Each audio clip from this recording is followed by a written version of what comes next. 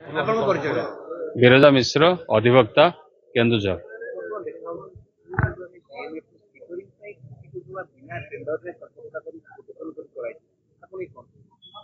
गोटे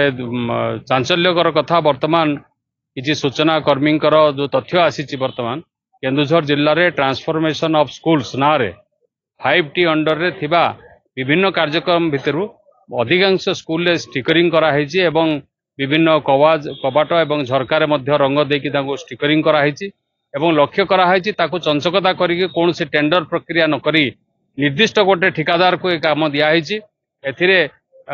कोटी कोटी टंकार मध्य अपव्यय कराई एवं पूर्वतन जी रही केन्दुझर जिलापाल सी होती डिस्ट्रिक्ट मिनरल फंड जी अच्छा तत्वावधायक तांकरी समय सब काम होती आमे दाबी करुचु जे यार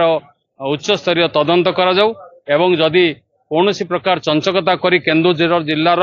डिस्ट्रिक्ट मिनरल फंड रो पैसा को अपव्यय कराई आईन अनुसार दृढ़ कार्यानुष्ठान ग्रहण करा जाऊ।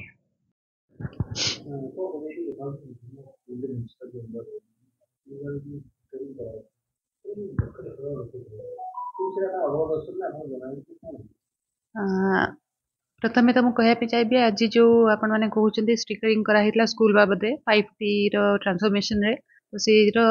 मत कि इनफॉरमेशन नाला कि मत अवगत भी कराइनी कारण आमर प्रथम जे थिले आम काउंसिल आसिया पूर्व जो एग्जीक्यूटिव अफिसर थिले या आमर कलेक्टर थिले से माने बहुत गुड़े काम किंतु आम मान समस्त को साइड करिकी आमको जणे भी नहांती एबे आपण माने कहिलाठू मु जानि पारुची आम केतेटा स्कूल रे पाखापाखि 8.5 कोटी टंका इन्वेस्ट होईची आउ जोता स्टिकरिंग होईची सेटा जना पड़ुनी सेते टंकार काम ता एस्टिमेट सेते टंकार हेइथिबो कि एते भारी अमाउंट रो काम भी सेठी हेइची जना पड़ुनी आउ आम जिला सारा रे 341 स्कूल जोटा आपण माने कहउचंदी हेइची जदि सेमती सब काम होईची आमे निश्चय सेटा को चाहिबो कि केमती तदंत करा जाऊ आउ ता तथ्यटा सब लोक मान सामना को आम पाखु आसू आम डीएमएफ पैसा को वे रे एते खर्च होची आम जिल्ला रे आमे समस्त जानिया पे चाहिबो।